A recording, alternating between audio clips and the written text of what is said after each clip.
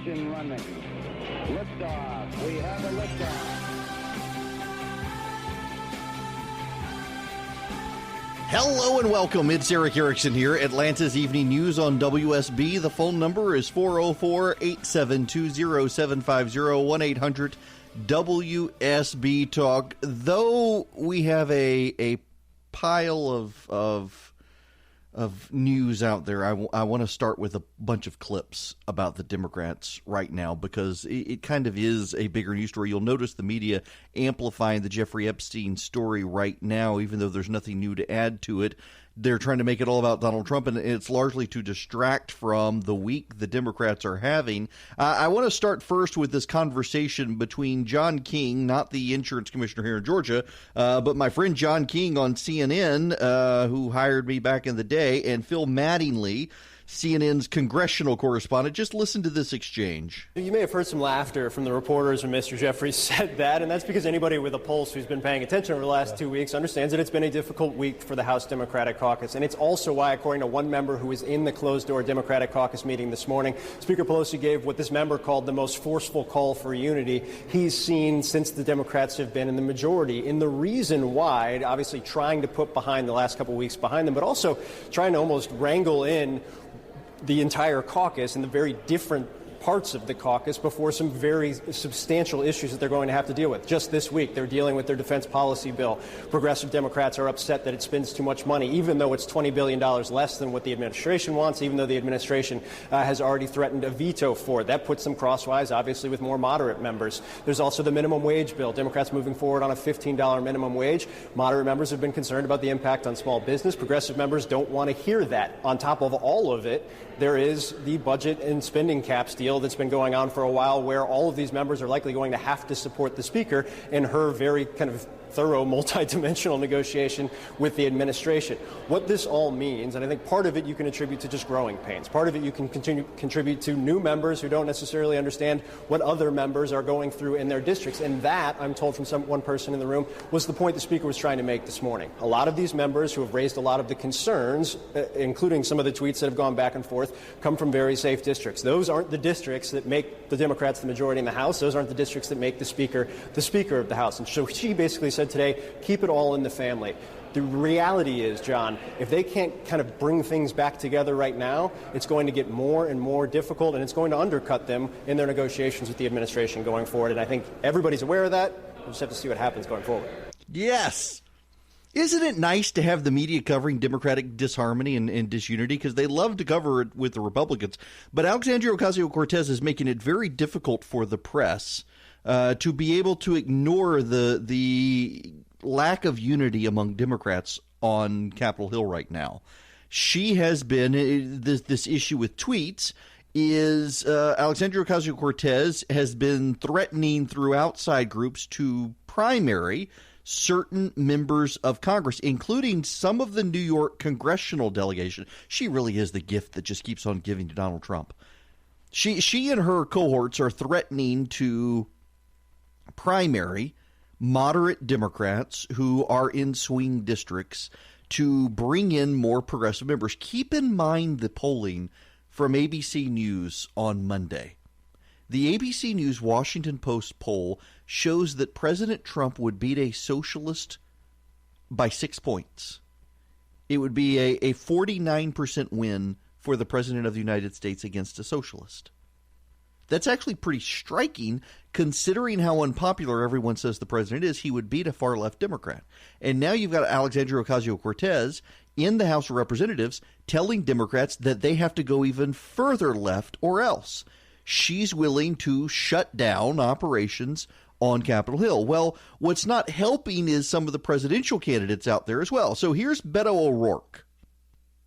Beto O'Rourke, talking to an immigrant family, decides to badmouth America. And there's a relevant question that needs to be asked here. This country was founded on white supremacy, and every single institution and structure that we have in our country still reflects the legacy of slavery and segregation and Jim Crow and suppression, even in our democracy.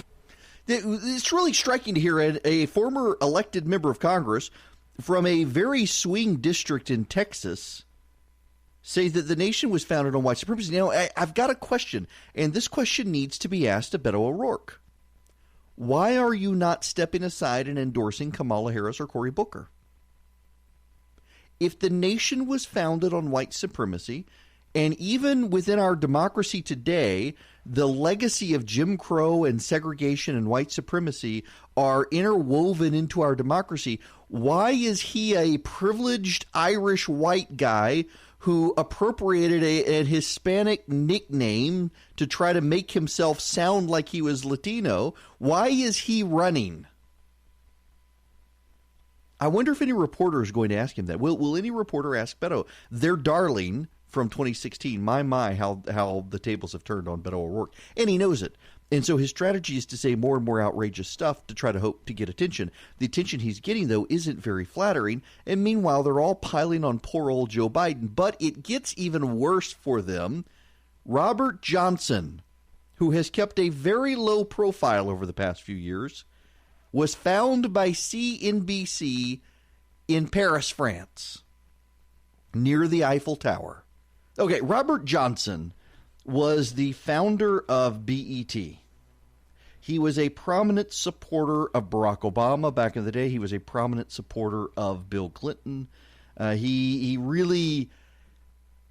was one of the people who took some of the syndicated or some of the shows, the 30-minute sitcom shows that cater towards black families on NBC and others, the Cosbys and the like, and brought them into syndication on BET, built an entertainment empire, particularly focused on black audiences. He, over the years, has really helped promote a lot of Democrats who were committed to improving the lives of black Americans. He was a huge supporter of Barack Obama. So he's caught in Paris by CNBC. They have their microphone. They conduct an interview with him. Here's what he has to say. Well, I think the economy is doing absolutely great, and it's particularly reaching into populations that heretofore have had very bad problems in terms of jobs, employment, and the opportunities that come with full employment. So African-American unemployment is at its lowest level, Hispanic unemployment, women. So I give President Trump, and I've said this before on Squawk Box, I give President a lot of credit for moving the economy in a positive direction that's benefiting a large number of Americans. I think the tax cuts clearly helped stimulate the economy. I think business people have a little bit more confidence in the way the economy is going, and I think it's beginning to have some impact globally. We still have some issues to deal with the China trade negotiation issues, but overall, if you look at the U.S. economy and you look at the number of people who are no longer looking for jobs, but now sort of seeing the opportunities for job growth, you got to give the president an A+ for that. Walk me through what happens next in Europe. Well, so you have the founder of BET telling Americans they have to give the president credit for an economy that the Democrats are now trying to talk down. You have Beto O'Rourke out saying that the country was founded on white supremacy and is bad. You have the House Democrats fighting with each other over where to go next. You have moderates in the House Democratic caucus worried about their reelections in 2020. You have the Democrats having failed to make stellar recruitments across the nation to challenge Senate Republicans. That gives rise to another story of the day we need to discuss, and it's relevant to all of this. The mayor of the city of Clarkston, Ted Terry, is going to run for the U.S. Senate. Ted Terry is a hyper-progressive partisan. He actually grew a resistance beard, came to fame really nationally because he went on that Queer Eye for the Straight Guy show where they made him trim his resistance beard, as he called it. He is in favor of sanctuary cities. He's in favor of full legalization of marijuana. He is a hyperactive partisan environmentalist. He is a very partisan progressive, and he's going to jump into the Democratic primary, and he's got some national fame because of having been on the Queer Eye show. And he's going to challenge Theresa Tomlinson. Meanwhile, in Kentucky, you've got Amy McGrath is running against Mitch McConnell. Mitch McConnell has the lowest polling of any of the Republicans right now in the Senate up for re-election, largely because he has made some difficult moves that have hurt him politically in Kentucky, and partly because it's fanned the flames of the whole resistance movement.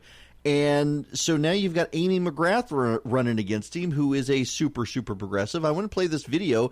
These are clips of Amy McGrath that the Mitch McConnell campaign, Cocaine Mitch, put out about her. This is her in her own words. I am further left. I am more progressive than anybody in the state of Kentucky. Now, the quote there, because it's kind of garbled, it's, I am further left. I am more progressive than anybody in the state of Kentucky. And I think the wall is stupid. I mean, I really do. It's a waste of money. This is what we need in this country. They're here. They're not going anywhere. Let's bring them in. Yes, I would support a move towards universal health care. If we were to start 15 years ago, 20 years ago, and build a healthcare system from scratch, I think, in my opinion, single payer is the way to go. I don't think government should be involved in making decisions on a woman's body. So you think a woman on the way to the hospital to give birth could decide to abort it instead? I don't think that government should be involved in a woman's right to choose what is happening to her body. What about the rights of the unborn child? Ultimately, for the Congress to be a voice for progressive values. Well, I don't know that I'm different than Democratic Party National. Then, of course, the results of the election. We have a new commander-in-chief. And that morning I woke up like somebody had second country. I mean, I felt like, what has just happened to my country? The only feeling I can describe that's any close to it was the feeling I had after 9/11. I am further left. I am more progressive than anybody in the state of Kentucky. More progressive than anybody in the state of Kentucky, and thinks that the election of Donald Trump was like 9/11. Meanwhile, Ted Terry jumping in Georgia. The Democrats can't find any moderates to run in areas where progressives can't get elected, and they're starting to freak out about it.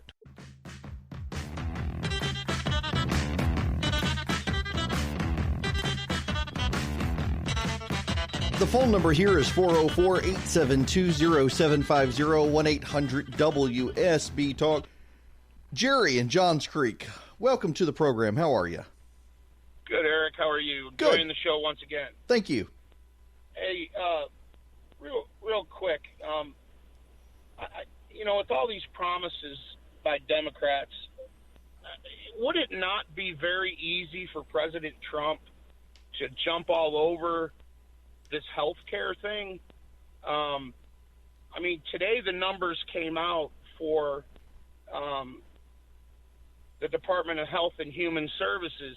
Last year, which they cover Medicaid and Medicare, last year they spent $1.1 trillion covering 75 million people. And this year they're on pace to spend $1.25 trillion, or almost a 12% increase over last year, and we're only covering 75 million people. Given the fact we have 350 million in the country approximately, that would mean we would, if to cover everybody, we would have six-fold cost increase over the $1.2 trillion. Right. So that puts us at $7.5 trillion roughly.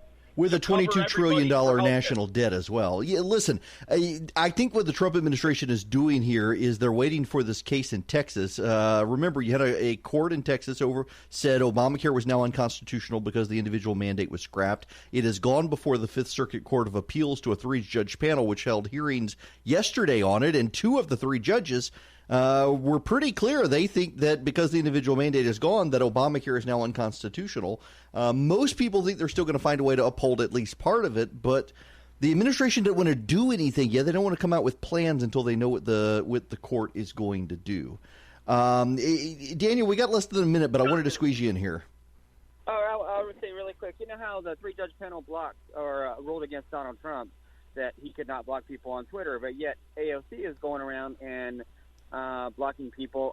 Shouldn't it be a two-way street? I mean, how can they go after her? So, well, because the case was against the president and not against her, she has her excuse, but now 3 people have filed suit against her in the last 24 hours based on this court precedent, saying she can't block them anymore. If the case is upheld, and I think the Supreme Court will throw it out, but if it's not, then she can be sued and she won't be able to block people either.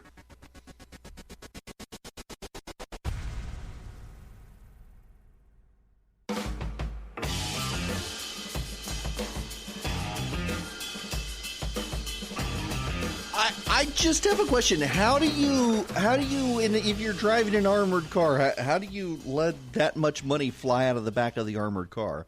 This is something out of a movie. I didn't know this stuff happened in reality. And I'm assuming there's got to be insurance or something involved. But, yeah, so there were so many people who got video of what was happening that the police say they're looking at the license plates to see if they can, and they're using the overhead traffic monitor video cameras if they can get good resolution to try to find the people who took the money. Listen, I'm tempted to be in the finders keepers camp on this. The whole thing is ridiculous. How do you lose that much money out of the back of an armored car? Apparently, oh my goodness gracious. Okay. All right. Joe in Holly Springs, you're going to be next. Welcome. Hey there, Eric. Nice to speak with you again.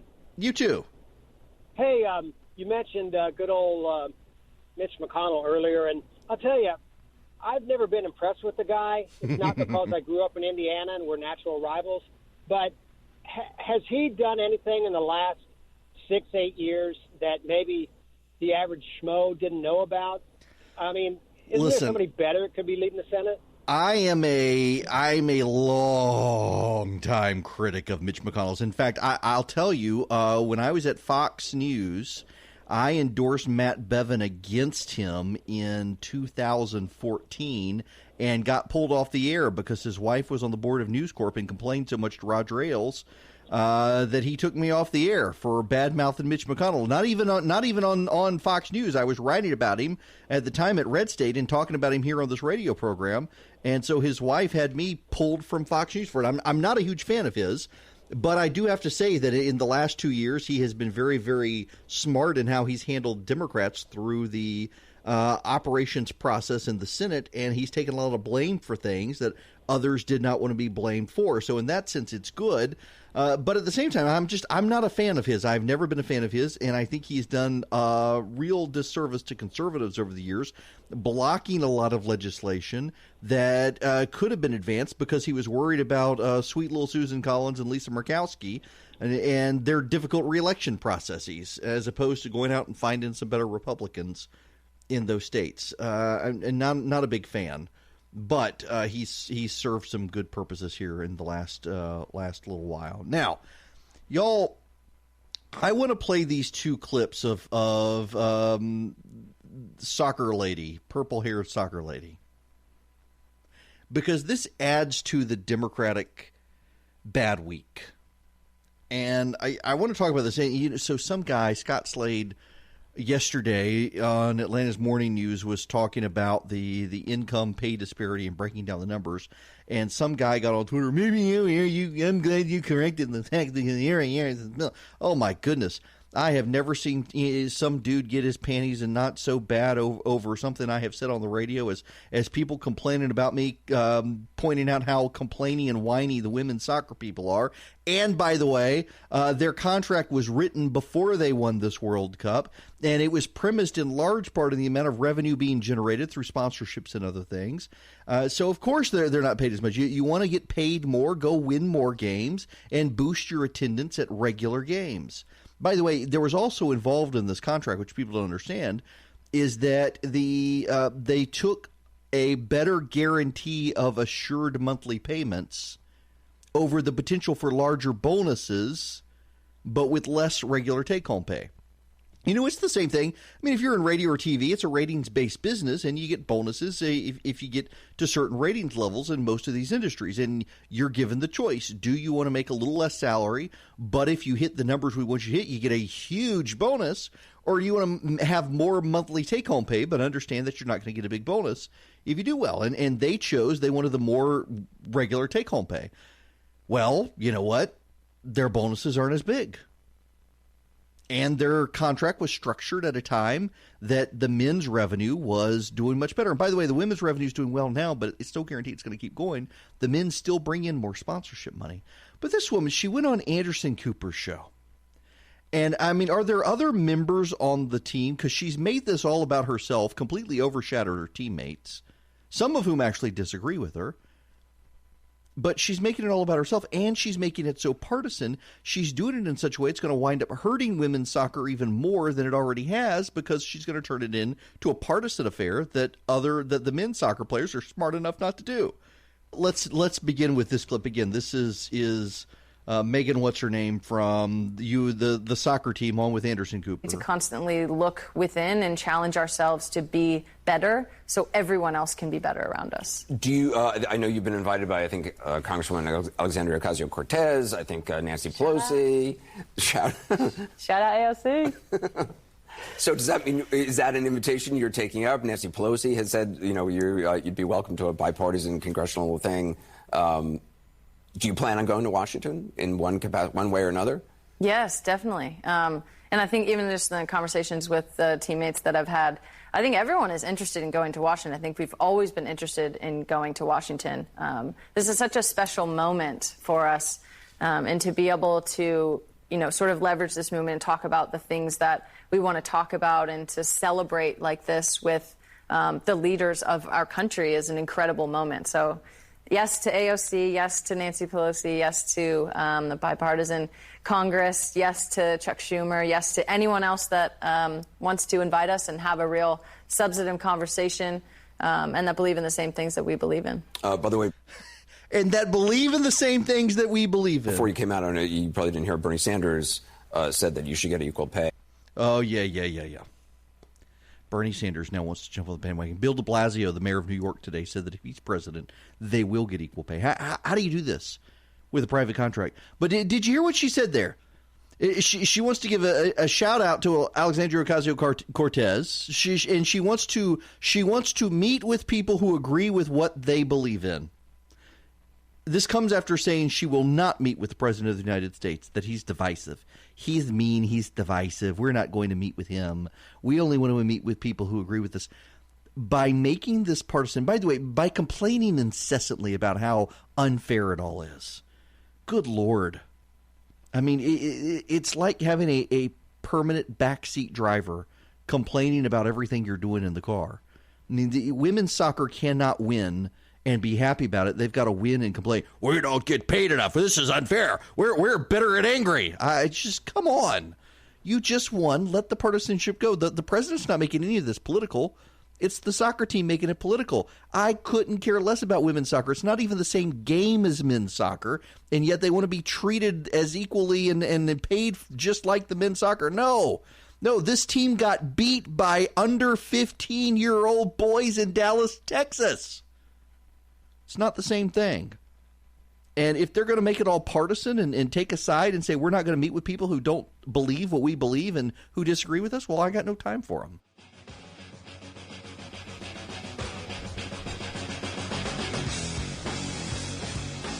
The phone number here is 404-872-0750, 1-800-WSB Talk. Oh, Chris in Smyrna. I want to go to you about this money on the road.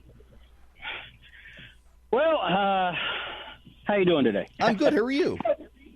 Pretty good. I've been driving around all day, listening to everybody talk about will you give the money back. Question is, why was there loose money inside the vehicle to begin with? That's what I'm wondering. I used to work as a management for an armored car company here in the Atlanta area.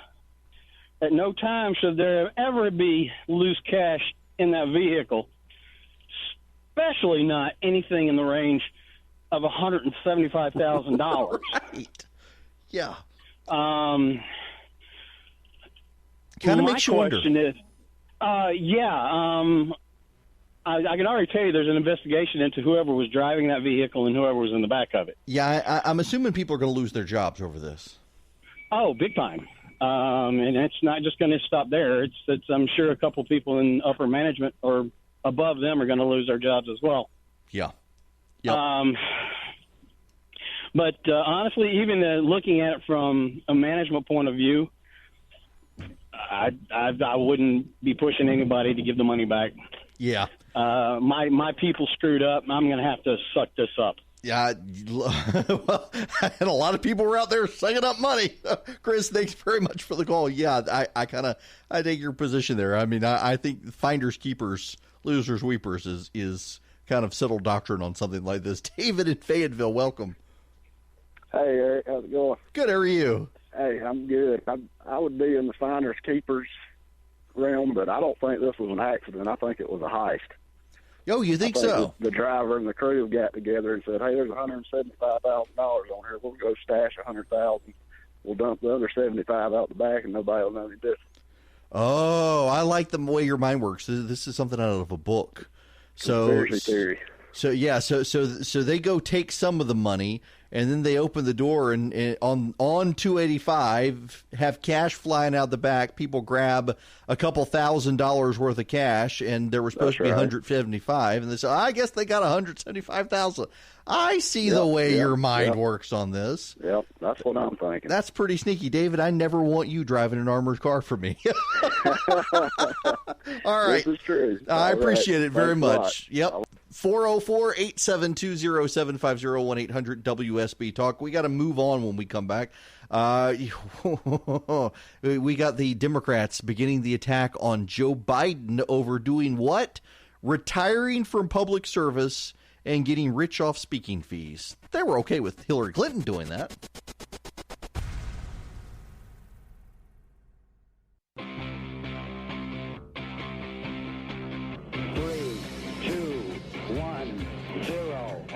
Running. Liftoff. We have a liftoff. Well, occasionally, this is the nature of live radio, we've got to completely upend the show and the stuff I wanted to talk about. We'll get to Joe Biden and other things here in a little bit, but we've got two bits of local news that we really need to get to, one of which you've heard mentioned briefly in the newscast. The details are coming out. The AJC just putting this up on their website that we may have lost Amazon's second headquarters, but Amazon is now committed to 1,000 new jobs in Georgia. They're building a 700,000 square foot facility. Think of your average shopping mall that's about the same size. This is going to cross over from Gwinnett into DeKalb counties where the land is. It's going to house workers who are going to pack and ship customer orders. So that means, you know what this means? Atlanta probably is the metro Atlanta area. And in the middle Georgia area, because they're building one down there as well, just south of Macon, there's a huge Amazon distribution facility they're building. And so that means Middle Georgia and the metro Atlanta area should, within the year or so, Middle Georgia is going to be opening, I think, in another couple of weeks. This one will be put off for a while, but going to have same-day delivery from Amazon. All the places that get these distribution facilities tend to get same-day delivery. And this is going to be a big one. Now, what's so interesting here, Governor Kemp took over the luring of this project. Nathan Deal had started on it. The governor's office announcing this project, 1,000 jobs created, 700,000 square foot facility. It's going to be massive, massive, massive. It will make Amazon one of Gwinnett County's largest private employers, and it's going to create a lot of jobs. Amazon's expected to spend about $200 million on the facility. It'll produce $1.5 million in annual tax revenue for the Gwinnett County area. This is a really big deal. Now, where is it going to be? It's going to be just south of US 78, the West Park Place Boulevard. There will be a 12-acre chunk in DeKalb County. And this is crazy. This is a really, really big deal. The ARC, the Atlanta Regional Commission, and the Georgia Road and Tollway Authority have approved the project. There are going to be $15 million worth of road improvements around it to make it happen. it's going to be a very big deal for that area of the state, a very big deal for Metro Atlanta if they do roll out same-day delivery because of it. It'll be a giant, again, we're talking mall size. We're talking mall size, 700,000 square feet. It is going to be a massive 24-hour operation to distribute. This is going to be not a fulfillment center per se, distribution facility. This is where Amazon's going to house their goods in the Southeast. They're also building one in Middle Georgia as well, which means they're trying to expand their rapid delivery presence in the Southeast by putting it there on the 85 corridor north of the city. Very intriguing for what Amazon has in mind here. But again, this story just rolling out. If you're just tuning in, this is very big news for Georgia, very big news for that part of the state. Amazon creating 1,000 new jobs, building a 700,000 square foot facility, bridging Gwinnett and DeKalb County. They will have workers there 24 hours a day packing and shipping customer orders. There are also going to be employees there handling finances, information technology, and other roles. So a lot of these jobs are not going to be high-paid jobs and high-skilled jobs. And we don't know that Amazon's going to air condition this facility. Some of their facilities don't have air conditioning. In fact, you read some reports of people working in these Amazon facilities that they're pretty awful reports of what goes on in there. But they are going to be good-paying jobs, even if they're not high-paying jobs. They're going to be reliable jobs. And Amazon's going to be a big private employer in the state of Georgia, both in Middle Georgia and the Gwinnett County area. Now, one of the things that potentially is going to implicate, though, and why the Georgia Rail and Transport Authority is looking at $15 million of improvements is it's going to mess up traffic bad having thousands of people coming in and out of there every day. Now, there's other big breaking news that's happening now. Steve Hinson is not going to seek re-election in 2020. You're wondering who Steve Hinson is. Well, he's the Senate Minority Leader. He is the only white male Democrat in the state Senate, and he's retiring. He's not going to quit. He's just not going to seek re-election. He was challenged in 2018 by Sabrina McKenzie. He finished 111 votes ahead of her. She was an unknown Democratic challenger. He says that's not the reason he's leaving. I'm sure it has something to do with it, though. But he says he's over 60. He's got to deal with his real business. He's got to deal with personal matters.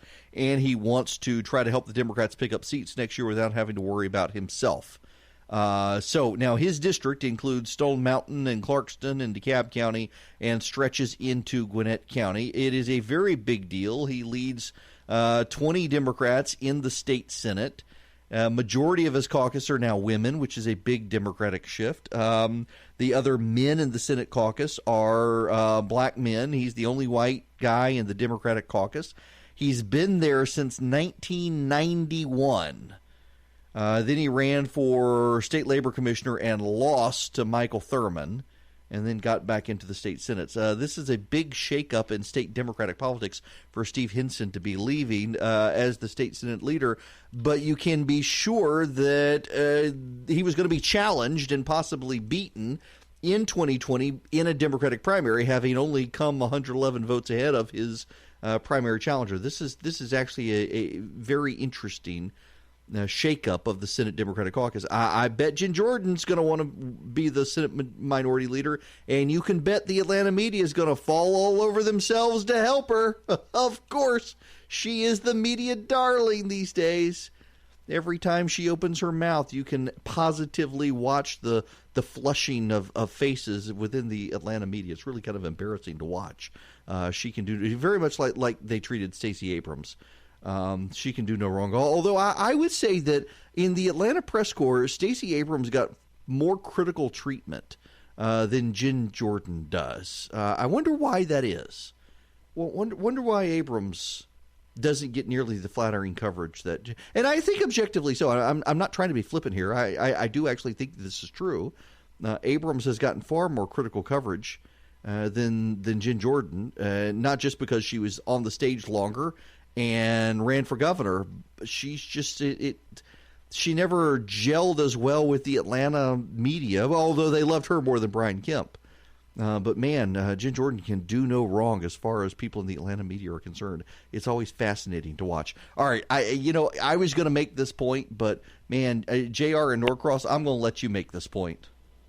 Holy cow! I mean, well, I know you do it better than I would, but I mean, what happened to Amazon? If they lost their soul, don't they know we're a bunch of Neanderthals, right-wing reactionaries that, prosecute women for even thinking about abortions? What happened? Clearly anti-women. I mean, this is if Amazon's coming to Georgia, they must hate women.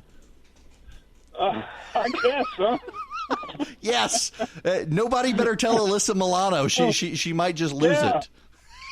Oh my gosh. Yeah. This is. Have they no soul? Apparently, Jeff Bezos. Apparently, he'll sell out for anything these days. I guess so. And coming to Atlanta. Too. I mean, I know Governor Kemp didn't give away the House as far as tax incentives and stuff, right? Not that I know of. This is mostly Gwinnett and DeKalb giving away the farm, not the state giving away the farm on this one. Okay. Let the Democrats do it. But, who knows? Maybe Amazon will figure out a way to do mail-order abortion service, and they'll get right again with Alyssa Milano with the Hollywood crowd. Just keep my 6% sales tax in Gwinnett County, and I'm happy. Don't hold your breath on that one. Listen, JR, thanks very much. Come on now. Yeah, I'm glad you made that point. Yes, Amazon coming to Georgia after the fetal heartbeat legislation. Those Neanderthal troglodyte conservatives at Amazon. I'm sure Alyssa Milano will have something to say on this.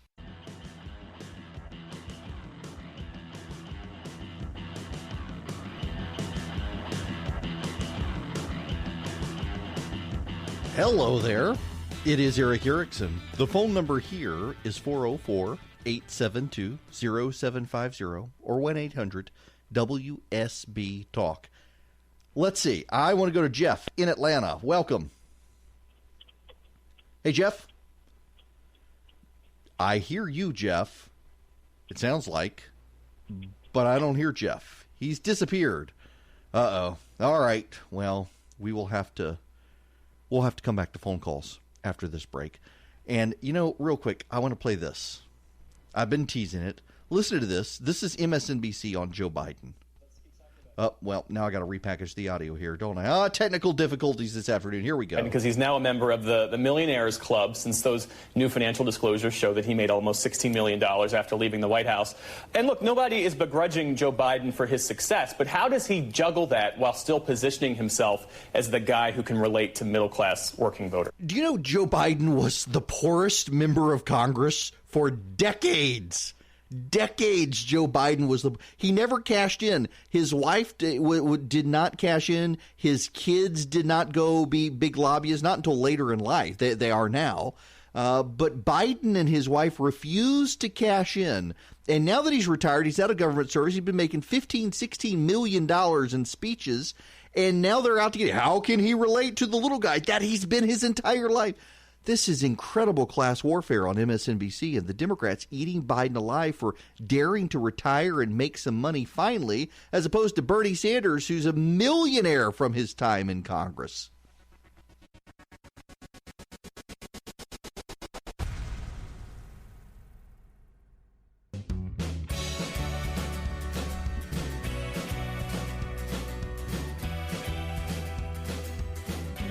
Hello there.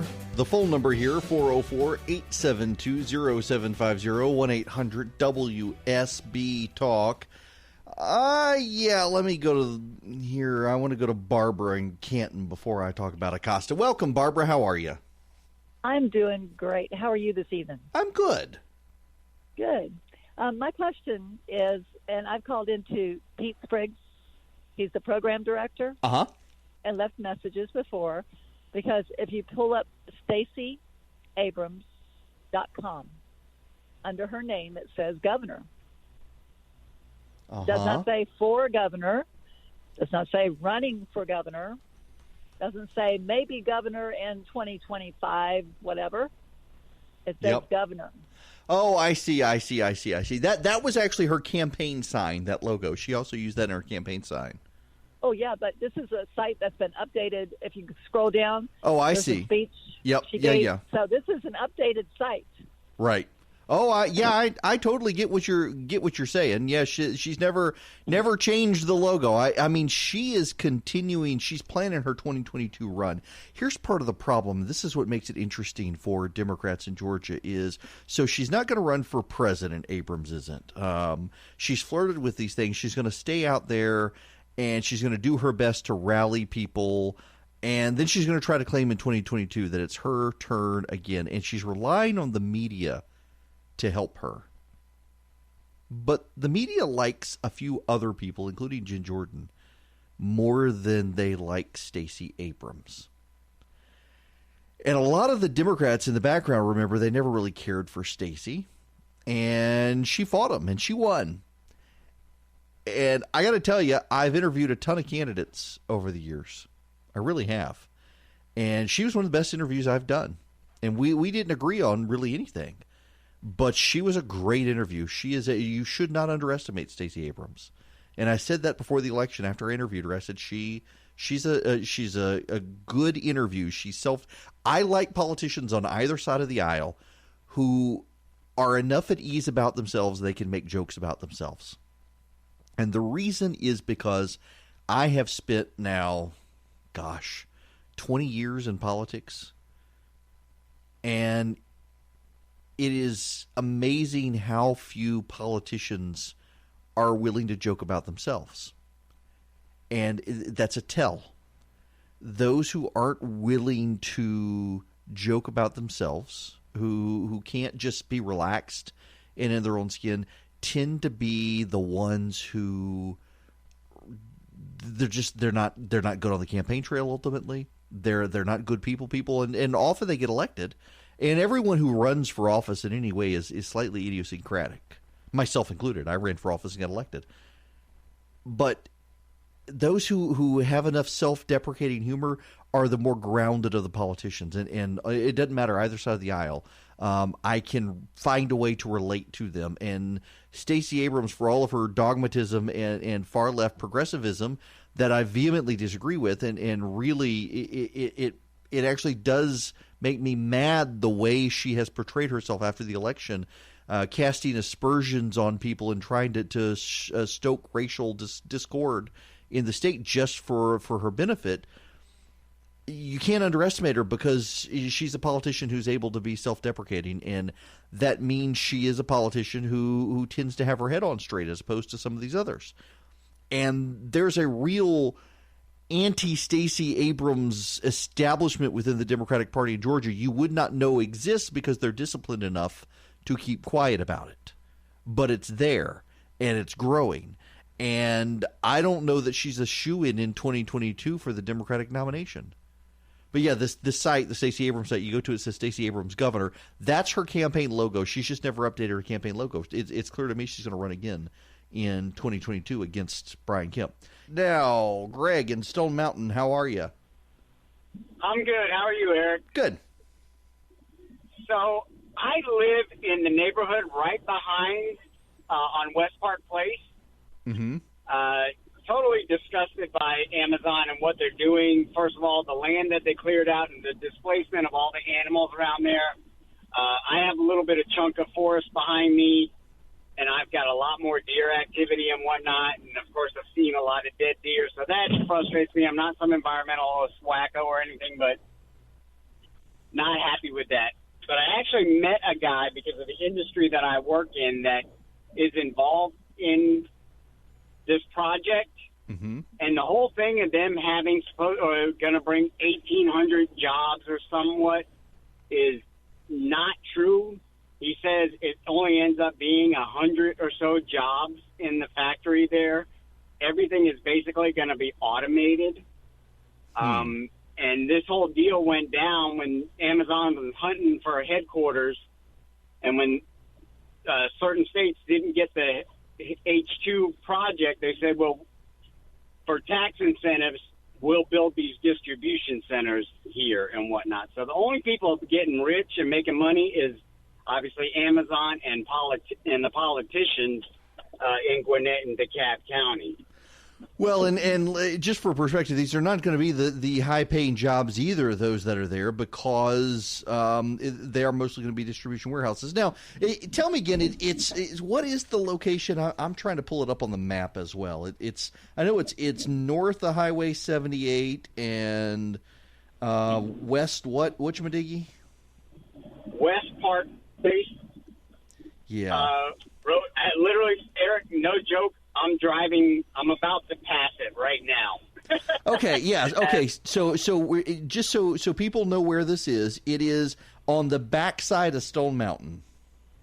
Yeah, so if we're going, east on 78, the exit right after the Stone Mountain exit. Yeah. Okay, I've got it up on the map right now. Yeah, there's that. There's the Walmart Supercenter there. There's the Hobby Lobby. There's the Rack Room Shoes is over there. Yes. Okay. Now I know where this is. Backside of Stone Mountain. Yeah, and for the most part, this is all going to be robots doing all this stuff. Very, that's what a lot of it is now. Is it's more and more robots going into these places. They're really. Yeah. I'm sorry. My buddy Fred just texted me and said, hey, for some of us, that's the front side of Stone Mountain. Okay. Okay. Fair point. For those outside the perimeter, it's the front side of Stone Mountain. If you're headed from Atlanta, it's the back. I better let you go there before I get in trouble, Greg, but thank you for that. Y'all know where I'm talking about. Very near the Stone Mountain Golf Club. That area. Yes, on that side of Stone Mountain. That's where it's going to be. Clearing a lot of land over there to make this thing happen. And yeah, there's going to be a lot of heavy automation in the facility as well. There absolutely will be. But they're committing to those 1,000 jobs, and some of them will be front office management jobs, but most of them won't.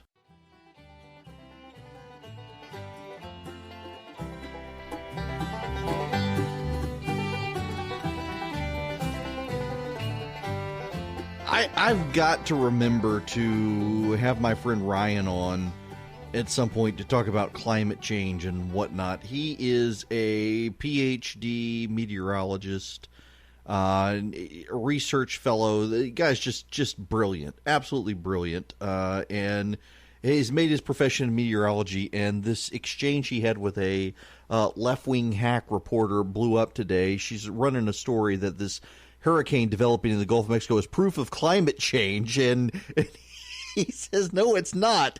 And she calls him a misogynist for disagreeing, and when he points out he's actually an expert on hurricanes, she blows up and screams sexism about it. I totally got to get him on to talk about this stuff at some point. It's hilarious.